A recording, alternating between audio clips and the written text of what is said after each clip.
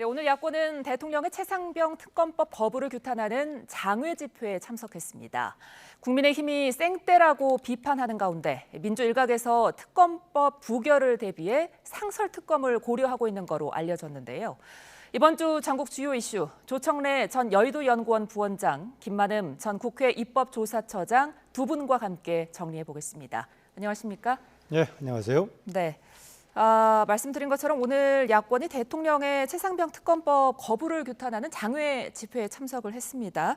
애초에 최상병 순직 일주기죠. 오는 19일 전까지 재결 처리를 좀 할 것으로 알려졌는데 늦어지고 있는 것 같아요. 아니 그건 뭐 시점상 민주당이 시점 선택을 고민하고 있겠죠. 예. 제일 큰 이유가 지금 국민의힘 전당대회 대표 경선이 뉴스를 다 빨아들이고 있잖아요. 예. 국민의 일반적인 관심을 고조시킬 수 있는 시점이 아니라는 것도 있고, 그 다음에 탄핵 청원 청문회가 19일 날 열리고 26일 날 열리지 않습니까? 예. 탄핵 청원 청문회 주요 내용 중에 하나가 최상병 해병대원 특검 관련이 들어가 있습니다. 그러니까 아마도 지금 그거를 강력하게 밀어붙이는 것이 뭐 마케팅 효과나 홍보 효과나 이런 부분에 적절치 않다고 생각하고 시기 선택 고민에 들어간 것 같습니다. 예, 시기 선택 고민. 여당 전당대회 결과도 좀 이 고민의 변수가 될까요? 그럴 겁니다. 지금 재의결에서는 3분의 2가 필요한데요. 108명, 그러니까 8명 정도가 왔다 갔다 한다면은 좀 혹시 가능성도 기대해 볼 수 있겠습니다. 더구나 지금 여당의 전당대회가 예전에 볼 수 없어진 4분 지금 상당히 세게 붙고 있고 해가지고요. 여러 가지 좀 가능성을 두면서 보고 있는 것 같은데 이게 더 악화되기를 기다릴 수도 있을 것입니다. 예. 그런데요, 또 지난번에 의결해가지고 대통령이 제의 요구하는 과정 속에서 변하는 상황이 한두 개가 있었는데요. 하나는 경북경찰청에서 불송치 결정을 했었죠. 예. 임사현장에 대해서. 그게 하나 있었고요. 물론 이 부분이 나오니까 일단 여당 쪽에서는 특검 요구에 대해 상당히 부정적인 뒷받침할 여론이 됐었는데, 그래서 이 부분을 두고 민주당 쪽에서는 그것을 상당히 신뢰감이 없는 걸로 상당히 깎아내리려고 노력을 했습니다. 그러나 대신 그동안의 검찰에 대한 불신 때문에 경찰로 수사권을 넘겼는데 다시 경찰까지 불신한다면 어떻게 될 것이냐 이런 논란이 나왔는데요. 그러다가 지금 이종호 전 투자 대표 이종호 씨의 녹음 파일이 나오면서 상당히 국민이 달라져가지고 예. 1차 의결했을 때에 비해서는 현재 여당한테는 불리한 국면이 되고 있다. 야당으로서는 조금 더 밀어붙일 새로운 에너지를 받았다. 이렇게 볼 수 있겠습니다. 예, 지금 말씀해주신 이종호 전 대표의 녹취록이 지금 이제 또 다시 변수로 떠오른 것 같습니다. 야권은 이 녹음 파일 때문에 특검의 필요성이 더 커졌다는 입장인데요. 이종호 전 대표, VIP가 김계환 전 사령관이라고 했다가 또 김건희 여사라고 말하기도 하고 오락가락하거든요. 지금 이 해명에 대해서는 어떻게 보십니까? 뭐 저분이 어떤 분인가는 제가 예단해서 말씀드리긴 뭐하지만 예. 이게 보니까 자기 과시욕이 강한 분인 것 같아요. 그러니까 허세라고 보시는 건가요? 예, 그분이 자기 뭐 친분 있는 사람하고 통화를 하면서 오만 얘기를 다 한 건데 네. 거기 보면 그 언론에 공개된 내용을 보면 내용이 일관되지도 않아요. 어떻게 VIP가 김기환이 될 수 있고 VIP가 김건희 여사가 될 수 있는지 저는 잘 모르겠습니다. 그러니까 이분이 자기가 그때그때 상황에 맞게 자기 과시를 하는 뭔가 목적이 있겠죠. 과시를 해서 자기의 영향력을 선전을 해서 자기의 경제적 이득을 취하든지 삶에서 이득을 취하는지 모르겠습니다만은 이런 분들의 말을 믿고 야당이 공세를 취하는 건 좀 지나치고요. 예. 아까 말씀하셨지만 경찰에서 임성근 사단장에 대해서 무혐의 불송치 결정을 내렸지 않습니까? 11개월 동안 수사를 하고 조사를 해서 내린 거기 때문에 제가 볼 때는 공수처에서도 수사를 하고 있고요. 이 부분도 지금 공수처가 자료를 확보해서 수사하고 있다니까 예. 조만간에 실체가 저는 밝혀질 거라고 봅니다. 예. 예. 조 부원장님은 허풍이고 허세다 이렇게 보시는 것 같은데요. 동의하십니까? 그런 측면도 있어 보이는데요. 충분히 다른 소지도 파악해 볼 만한 그런 여지가 있습니다. 무엇보다 전혀 무관한 사람이 갑자기 이렇게 불거진 것이 아니라 이전에도 주식 투자 관련해 가지고 김건희 여사하고 관련 논의가 나왔지 않습니까? 물론 김건희 여사는 직접 대행 투자를 했던 사람이 아니다 이런 얘기하고 있는데 관련 얘기가 나왔었고요. 그리고 지금 최상병 이 문제가 불거졌을 때 같이 임 사단장하고 골프 약속했다가 실제로는 치지 못했던 얘기가 있었죠. 예. 이미 일부가 불거졌다가 녹취까지 나오고 있으니까 그렇고요. 저는 보다 결정적인 것이 이 사람이 허풍치면서 VIP를 팔아먹고 있지만은 왜 김건희 여사 아니면은 대통령 주변의 사람들에 대해서 이렇게 쉽게 허풍 털면서 팔아먹을 수 있는 지금 전국 상황이 됐는가, 이 문제가 좀 심각해서 오히려 그 내용 여부를 떠나서 국정 운영과 관련된 여러 가지 문제를 야당 쪽에서는 조금 더 파헤쳐볼 여러 가지 근거를 만들어주고 있는 게 아닌가, 그런 생각이 듭니다. 예. 이런 가운데 군사법원이 임성근 전 사단장의 통화 내역 조회를 허가를 했습니다. 이제 임 전 사단장과 누가 연락을 주고받았는지 밝혀질 전망인데요. 이게 의혹을 풀 수 있는 열쇠가 될까요? 저는 새로울 게 없다고 봅니다. 이게 이제 경찰에서 11개월 동안 수사를 했고요. 예. 거기에 소환 조사한 대상만 67명, 군인까지 포함해서 67명이고 압수물 분석하고 자문단의 자문까지 받아가면서 수사를 11개월 동안 했는데 네. 이 임성근 사단장의 통화 내역을 분석을 안 했을 리가 없습니다. 그건 기본이잖아요. 그러니까 이번에 무혐의 처분을 내린 내용 중에는 그런 것까지 포함해서 별 내용이 없다라는 걸 암시하는 거라서 예. 제가 볼 때는 뭐 별로 내용이 없을 거고요. 예. 이 내용은 아마도 제가 추측하기에는 공수처에서 해도 경찰하고 다르겠습니까? 증거물 압수물 분석하고 통화 내역 분석하고 뭐 그간에 나왔던 녹취록 다 분석해봐야 제가 볼 때 새로운 내용은 안 나올 거라고 봅니다. 예. 새로운 내용은 나오지 않을 거다. 국민의힘은 또 공수처 수사를 기다려야 한다. 이런 입장이더라고요. 어떻게 보세요?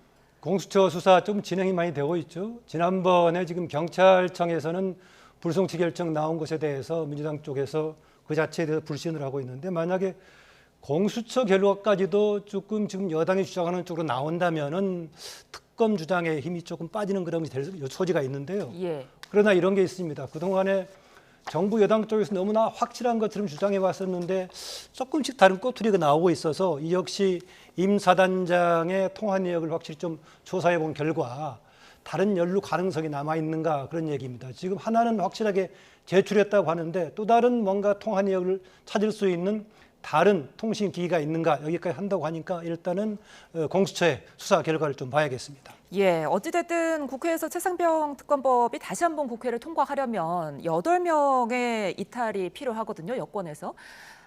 그런데 지난번 본회의 처리 당시 상황을 봤을 때 좀 쉽지 않아 보여요.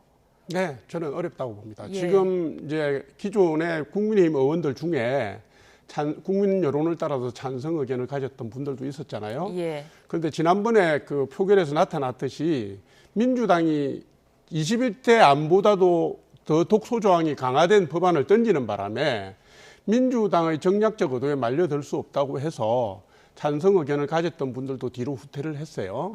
그러니까 지금도 상황은 전혀 달라지지 않았습니다. 그리고 지금 국민의힘이 전당대회를 통해서 새로운 지도부를 구성하고 있는 이 시점인데, 바로 이 시점에 당의 방침이 정확하게 나오기 전에 찬성 여론을 던져서 전진할 의원이 있겠습니까? 그래서 예. 저는 제 의결을 거치더라도 역시 부결될 거다, 이렇게 봅니다. 예, 지금 상황이 이렇다 보니까 민주당 일각에서는 부결에 대비해서 상설특검 카드가 나오고 있거든요. 네. 먼저 이 상설특검이 어떻게 다른 건지부터 좀 설명해 주시죠. 네, 상설특검은 지금 특별검사 제도에 관한 법률이 있는데요. 거기에 규정에 따라서 현재는 그 추천위원을 구성하는데요. 추천위원이 공식적으로 규정된 게 지금 법무부 차관, 변협 회장, 법원 행정처 차장, 이렇게 세 사람은 고정으로 확정이 돼 있고요. 네 사람을 국회에서 지금 추천을 하게 돼 있는데, 기존에 지금 추천 규칙에 따르면은 현재로서는 여당, 야당 2명씩 하도록 돼 있습니다. 예. 그럼 전반적 구성으로 보면 약간 중립적이거나 경우에 따라서는 여당에 유리할 소지가 조금 있습니다. 그러다 보니까 지금 박주민 의원의 경우에는 추천 규칙을 바꾸겠다는 거 아니겠습니까? 예. 4명 지금 현실적으로 봤을 때는 여당, 야당, 거긴 여당, 야당 표현이 아니고 제1의 교섭단체가 2명, 나머지 교섭단체가 2명 한다, 이렇게 돼 있으니 결과적으로 여야가 2명씩 하는 게 되겠는데요. 예. 그렇게 하다 보면은 현재 법무부 차관하고 법원 행정처 차장 등등 변협 회장 있기 때문에 현재 민주당이 의도하는 방향이 아닐 수 있다. 그래서 규칙을 고쳐서 민주당을 배제한 상태로 추천위 구성하는 방향을 얘기하고 있는데, 이것은 좀 국민들의 동의를 받기는 쉽지 않을 것이다. 우리가 그 위인설법 이런 말이 있습니다만은 지금 민주당의 목적을 관철시키기 위해서 현재 있는 규칙을 바꿔서 민주당 유리한 방향으로 위 민주당 설법 방향으로 가는 것은 바람직하지 않다. 만약에 상설특검법을 활용한다고 한다면은 현재 있는 그 제도를 그대로 활용하는 게 맞지 않나 그렇습니다. 예. 이 상설 특검은 대통령이 거부권을 행사할 수 없다고 하더라고요. 네? 상설 특검은 대통령이 거부권을 행사할 수 없다고 당연합니다. 하더라고요. 예, 예. 이미 이제 2014년에 통과돼서 예. 이미 발효가 된 법이기 때문에 대통령의 거부권 행사 대통령께서 할 수가 없고요. 그런데 상설 특검법이 있는데 왜 민주당이 특검법을 제정해서 가려고 했겠습니까? 그것은 이제 사건을 키우게 돼야 되고 수사 대상도 늘려야 되고요. 지금 상설 특검으로 가면 파견 검사가 5명밖에 안 돼요. 예. 그리고 파견 공무원도 한 30명으로 제약이 있고 기간도 조금 지금 특검 법안보다 좀 짧고 무엇보다도 지금 말씀하셨던 특검 추천위원회 구성이 여야 합의 2명씩으로 돼 있기 때문에 예. 이 비율로 가면은 민주당이 원하는 사람을 넣을 수 없다 이 얘기예요. 그런데 상설 특검법에 여야 각각 2명으로 해놓은 뜻은 수사권이 행정권한에 속하기 때문에 견제와 균형의 원칙을 맞춰서 상설 특검 법안이 해놓은 겁니다. 그런데 이번에 박주민 의원이 이거를 국회 규칙을 개정해서 가겠다는 거 아니에요? 예. 그러면 이게 규칙 개정을 통해서 상위법을 어기는 내용이 나오고요. 이것이 바로 위헌적인 요소로 기결이 되기 때문에 국민의힘에서는 말이 안 된다. 어처구니가 없다고 얘기하는 겁니다. 예. 여야 규정이 아니라 만약에 현실적으로 이번에요. 조국 혁신당이나 어느 쪽에서 제3의 교섭단체가 있었다면은 현재 야권에 해당된 쪽에서 한 3명까지 가져갈 소지가 있어 보이는 그런 여지가 있습니다. 그런데 현재는 여야가 하나씩 교섭단체를 구성하고 있어서 지금 조 부원장 얘기한 대로 2명씩 할 수밖에 없는 그런 상황입니다. 대신에 이전에 한동훈 지금 후보가 이런 얘기 한 적이 있습니다.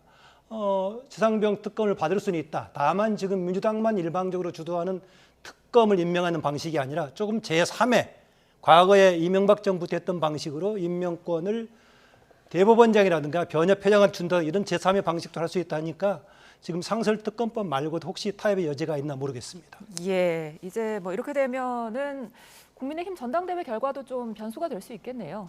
그렇습니다. 예. 지금 뭐 전당대회에서 저는 일반적으로 그냥 서로 싸우는 문제가 아니라 전당대회 과정 속에서 김건희 여사 문제가 당 내부에 어떤 식으로 지금 인식이 될 것인가 굉장히 중요하다. 만약 이 문제가 깔끔하게 해결된다면은 내부적으로 상당히 전당대회 과정 속에서는 치열한 싸움을 하더라도 정리가 될 수 있을 것인데 이게 나중에 지금 더 이상한 방향으로 흘러가지고 더 크게 커진다면은 윤석열 대통령뿐만이 아니라 당 내부에도 문제가 불거질 소지가 있어 보입니다. 그래서 예. 이후의 향배에는 김건희 여사와 관련된 문제가 더 확산되지 않고 이런 수준에서 정리될 것인가 이 향배에 달려 있다고 봅니다. 3자 추천제를 골자로 한 한동훈 후보의 제안이 예. 실제로 전당대회 이후에 제시가 되더라도 말입니다. 민주당이 특검 정국과 관련된 주도권을 놓으려고 하지 않기 때문에 예. 제가 볼 때는 국민의힘에서 제기한 안을 순순히 받지는 않을 겁니다. 더 다른 조건을, 더 어려운 조건을 걸고서 저는 정국을 밀어붙일 거라고 봐요. 예, 지금 이뿐만이 아니라 야권은 상당히 바쁩니다. 다음 주 19일, 26일로 예정된 첫 대통령 탄핵안 청원 청문회 이걸 진행한다는 계획인데요. 어제 이제 야당 의원들이 대통령실에 증인들의 출석 요구서를 전달하려고 대통령실에 갔는데 대통령실이 적법하지 않은 절차다 이렇게 막아서면서 좀 소란이 있었습니다. 국민의힘이 지금 막가파식 정치라고 비난하고 있거든요. 네. 어떻게 보세요? 아니 그 당연하지 않습니까? 이게 이제 청문심사 계획서하고요 증인 출석 요구서를 민주당이 단독 처리를 했습니다. 예. 여러 가지 절차를 어겨가면서 밀어붙여서 단독 처리를 했고 그 다음에 탄핵의 그 요건이 되는 게 5, 6가지 좀 되는데 그게 법률적으로나 관행적으로나 지금 상황의 범위에 들어가지가 않아요. 탄핵의 중대 범위에 들어가지가 않습니다. 옛날에 예. 노무현 대통령 때 헌법재판소가 뭐라고 그랬냐면 탄핵의 사유가 되려면 재직 중에 있었던 직무 중에서 중대한 범죄 혐의가 있을 경우에 가능하다고 했지. 예를 들면 김건희 여사의 도이치모터스 사건 같은 경우는 윤석열 대통령 결혼 전의 얘기고요. 심지어는 무슨 대북 확성기 문제 뭐 이런 게 들어가 있습니다. 그리고 지금 재판 중인 사항들이 다 들어가 있어요. 지금 국회법이나 청원법이나 국회 규칙에 보면 재판 중인 사항은 예외로 다루기로 돼 있거든요. 예. 해당이 안 된다고 돼 있는데 이거를 민주당이 국회법을 국회하고 경강부회를 해서 억지 주장을 지금 하고 있는 겁니다. 그러니까 위헌적이고 불법적인 요소로 해서 출석 요소가 왔는데 그거를 어떻게 받을 수 있습니까? 받을 수가 없는 거죠. 응할 수 네. 없습니다. 예. 조 부원장님은 민주당의 억지 주장이다 이렇게 말씀하시는데 어떻게 보세요?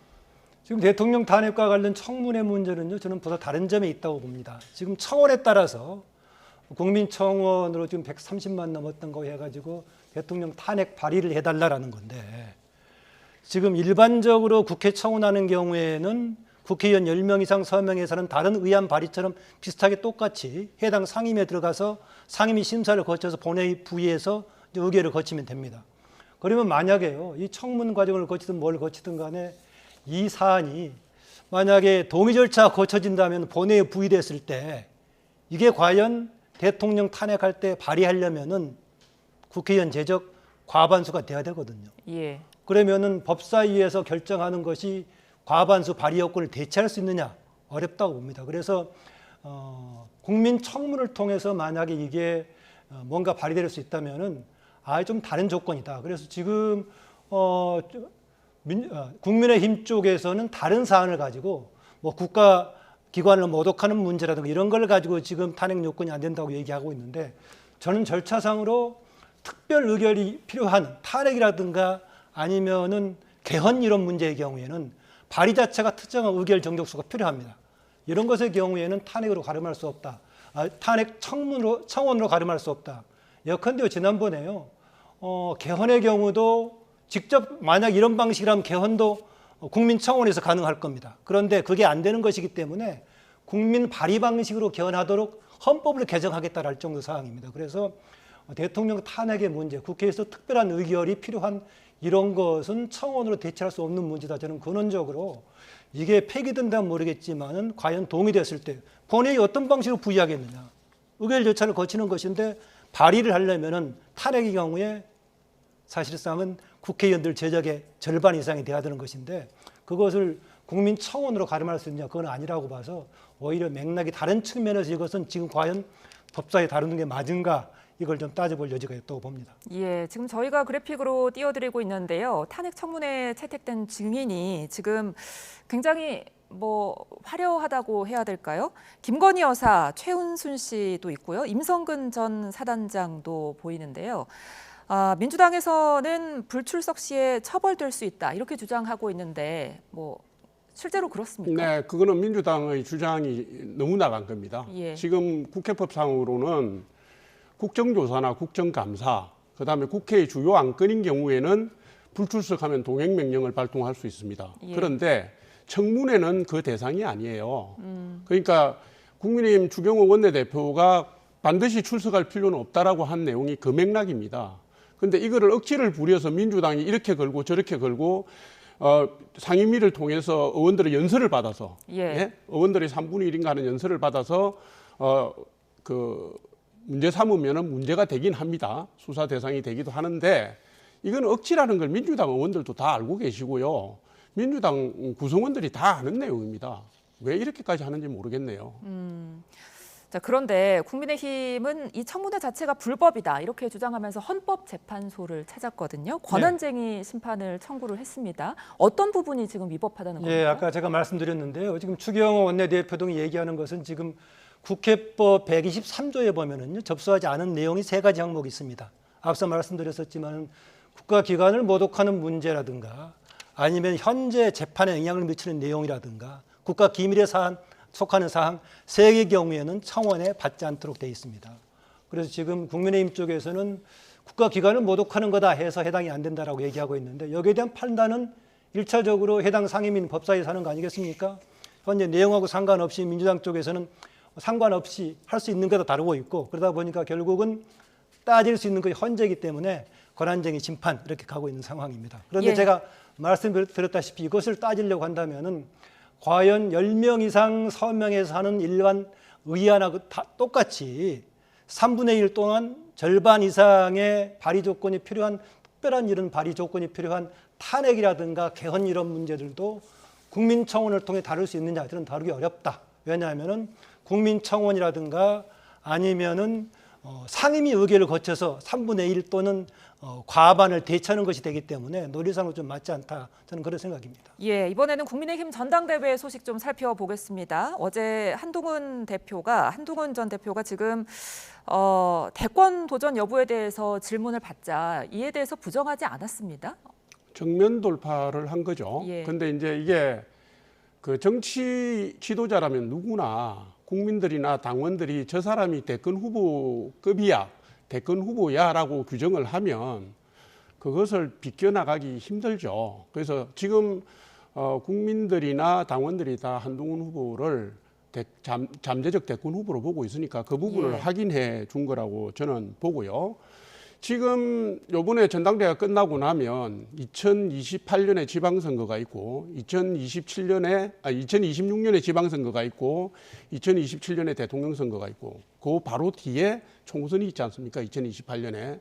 그 세 선거는 제가 볼 때는 미래 권력의 얼굴로 치러야 되는 선거예요. 그러니까 역대 다른 대선보다는 제가 볼 때 잠재적 대선 후보들이 수면 위로 올라오는 시간이 좀 빨라질 겁니다. 뭐 당장 내년 9월이면 국민의힘 당헌 당규에 따라서 그 대선에 출마할 사람은 당직을 내려놔야 되잖아요. 예. 그러니까 그 시점이 내년 여름쯤이면 대선 경쟁이 시작된다고 저는 봐요. 예. 근데 그게 앞서서 자기의 정치적 행로나 의사를 분명히 밝힌 거는 뭐 제가 볼 때는 국민들이나 당원들에 대한 얘기라고 봅니다. 예. 그런데 한 후보가 이렇게 나오자 나경원 후보가 이재명의 길을 간다 이러면서 한재명이라고 몰아세웠거든요. 네, 조금 다른 것 같습니다. 이재명 대표의 경우에는 뭐 당의 모든 것을 생각하고 있고요. 또 하나는 뭐냐면은 지금 국민의힘은 당 대표라든가 당직을 가진 사람들은 대선 선거일 1년 반 전에 이제 당직을 놓도록 돼 있고요.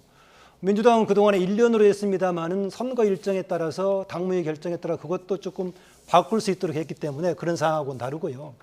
지금 나경원 후보와 한동훈 후보 간의 논쟁에서 둘 다 가지려고 하느냐 이 문제보다는 과연 이제 내년 9월쯤이면은 1년 반 되기 때문에 대선에 나갈 경우 그만둬야 되는데 1년 한 2개월 정도 하려고 아니면 1년 1, 2개월 정도 하려고 대표에 나서는 게 과연 타당하냐 이런 관점에서 혹시 따져본다면은 논쟁의 여지가 있는데 당 대표하는 사람이 대선도 나가려고 하느냐 이것은 좀 적절한 논점은 아니라고 봅니다. 예, 지금 이런 가운데 전당대회 토론회를 거치면서 좀 파장이 예상되는 의혹들이 나왔어요. 한동훈 후보의 이른바 여론조성팀 운용 의혹, 장해찬 전 최고위원이 나도 뭐 이 여론조성팀이었다 이렇게 말을 했는데 굉장히 곤란하죠. 자신이 있는 것 같아요. 그러니까 이준석 지금 대표하고 장해찬 전 최고위원이 그 얘기를 했는데 예. 두 사람의 맥락은 조금 달라요. 예. 이준석 지금 개혁신당 대표는 뭐 저는 비슷하게 내용이 확인되지 않는 것을 얘기했고요. 장해찬 전 최고위원은 자기가 그 역할을 했다고 얘기했지 않습니까? 예. 근데 지금 잘 아시는 것처럼 전당대회 분위기 자체는 국민들께서 네거티브를 싫어하세요. 그러니까 뭉쳐라. 당을 새롭게 일궈내라. 힘을 합쳐서 이 얘기인데 당이 계속 그 방향으로 가고 있어서 저는 안타깝다고 생각하고 있고요. 새롭게 폭로된 내용이 전당대회 결과에 영향은 미치는 건 미미할 거다 봐요. 오히려 이 부분들이 전당대회 이후에 걸림돌 장애물이 될 수 있다고 보고 있고 예. 이 내용을 민주당이 이 호재를 그냥 넘기겠습니까? 아마도 기존의 다른 이슈를 다루던 방식으로 문제 삼을 거고요. 예. 또 친민주당 계열의 시민단체가 무슨 고소고발을 할 수도 있고요. 그래서 제가 볼 때는 전당대회 이후의 이슈로 다시 돌출할 가능성이 있다 이렇게 봅니다. 예, 민주당이 이에 대해 가만히 있겠느냐 아니냐 다를까 뭐 이 부분을 한동훈 특검법에 추가하겠다 이렇게 민주당이 엄포를 놨거든요. 민주당으로서 충분히 그럴 만하겠죠. 예. 지금 여론조사팀 관련해서 세 가지 방향이 나오고 있습니다. 김건희 여사가 한동훈 당시 비대위원장한테 문자 보냈을 때 여론조사팀을 댓글 뭐 작업한다는 얘기가 있는데 그게 아니다 했던 것인데 만약에 그게 사실로 본다면은 그 주체는 한동훈 당시 비대위원장이 아니라 오히려 김건희 여사 쪽이 하나 되겠고요. 또 하나 지금 한동훈 위원장도 만약에 이게 본인이 비대위원장 또는 이전에 법무부 장관 할 때 얘기죠. 법무부 장관 할 때 이것을 가동시켰다면 업무상 여러 가지 논란의 소지가 있습니다.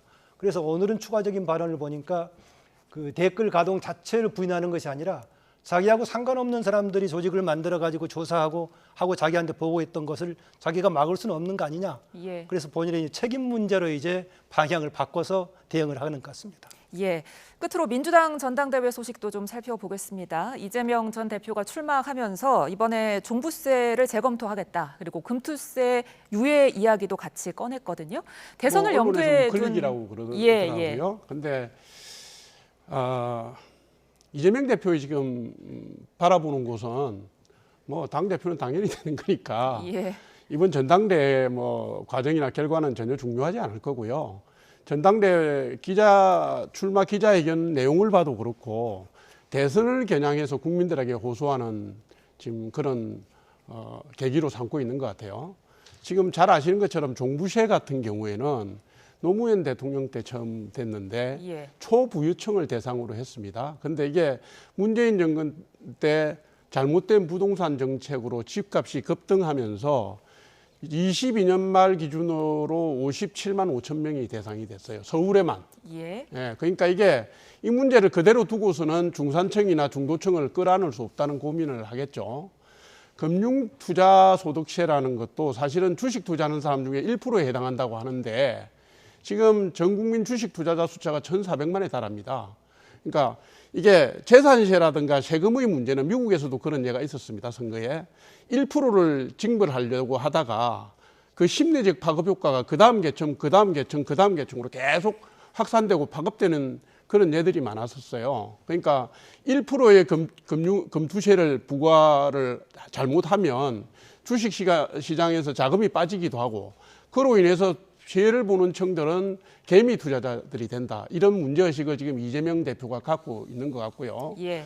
그래서 이게 대선을 겨냥한 내용으로 제기를 했는데 제가 볼 때는 김두관 후보가 비판은 하고 있지만 김두관 후보가 바라보는 점은 정책에 대한 비판이 아니라 개딸들 등 강성 지지층에 대해서 자신의 정체성을 드러내려고 하는 것 같아요. 지금 민주당에서 이재명 대표의 정책 노선을 막았을 사람이 누가 있겠습니까? 예. 자, 그런데 말씀해 주신 것처럼 종부세는 어떻게 보면 민주당의 핵심 가치라고도 볼 수 있잖아요. 네. 이거를 뒤흔들 경우에 그 민주당 안에 친문 세력 간의 규합이 좀 가능할까요? 그런데 이거는 지금 현재 전당대회 핵심 쟁점은 아닙니다. 오히려 핵심 쟁점을 아마 아닌 다른 것을 무슨 얘기를 할까 참모들하고 논의하다가 이것을 꺼내지 않았나 그렇습니다. 아다시피 현재 민주당 전당대회에서 될 만한 핵심적인 쟁점은 두 가지죠. 하나는 이재명 1인을 중심으로 한 일극 체제를 어떻게 볼 것인가 문제. 김두관 지금 후보죠. 김두관 후보는 전체주의적인 느낌까지 있다라고 비판하고 있는 상황이고 예. 지금 점차로 재판이 진행되고 있고 10월쯤이면은 한 2개 정도의 1심이 나올 가능성이 있는데 이랬을 때 과연 당의 진로에 어떤 영향을 미칠 것인가 사실상 핵심적인 지금 쟁점은 두 가지입니다. 그런데 이 문제를 다루지 않고 다른 정책적인 쟁점을 다뤘다. 한편으로는 피해가는 방식이고 한편으로는 지금 전대에서는 이미 대표는 끝났기 때문에 이후의 행보에 자락을 까는 거 아닌가 저는 두 가지 관점에서 보고 싶습니다. 예. 전체주의가 돼가는 거 아니냐 이런 우려를 말씀해 주셨는데요. 그럼에도 불구하고 박지원 의원이나 뭐 민주당 내 이제 원로들이 김두관 후보가 30-40%는 득표할 거다 이렇게 말을 했거든요. 이 정도 얻을 수 있을까요? 기대치죠. 기대치. 예, 이제 지금 민주당 이재명 전 대표도 그렇고 민주당의 구성원들이 제일 우려하는 게 뭐냐면요. 전당대회를 해서 투표를 공개를 했는데 예. 이재명 대표가 가령 90%나 95%를 받는 거예요. 예. 그건 최악이죠. 사실은 추대보다도 못한 결과가 될 수 있는 겁니다. 그러니까 지금 민주당 관계자들은 어떻게 하든지 간에 이게 황금 비율로 가야 된다 이 생각을 할 거고요. 예. 그리고 어떤 선거라도 대개는 7대3의 원칙, 7.5대 2.5 원칙이 적용이 되니까 네. 지금 민주당의 원로들이 막 거기에 기대서 기대치를 지금 말씀하신 거 아닌가 이렇게 봅니다. 7.5대 2.5의 원칙이라고 말씀해 주셨는데 이 정도 뭐 결과 나올 수 있을까요? 이전에 박용진 의원하고 대결했을 때 한 78% 가까이 됐습니다. 77.8%도 박용진 당시 후보가 22% 얻었는데 지금 30-40% 얘기하는 사람들은 그때부터 나올 수 있다라는 얘기입니다. 그런데 당 구조로 보자면 현재 훨씬 더 일극 체제가 강화되어 있습니다. 지금 13명 나온 최고위원 후보들 모두 이재명 대표 옹호론을 다 펼치고 있는 상황이고요. 또 너무 집중되면 문제가 있으니까 적당히 펼칠 수 있지 않냐는 얘기인데 앉아서 나누는 게 아니라 개별적으로 투표하는 것이기 때문에 그렇다 해서 저는 30-40%의 가능성보다는 굳이 수치로 한번 미리 얘기해 보라고 한다면 20-30% 정도의 가능성은 좀 이재명 후보가 아닌 다른 후보 쪽의 가능성을 좀 보고 싶습니다. 예, 국민의힘과 민주당, 양당의 전당대회까지 살펴봤습니다. 조청래 전 여의도 연구원 부원장, 김만흠 전 국회 입법조사처장과 함께했습니다. 오늘 말씀 고맙습니다.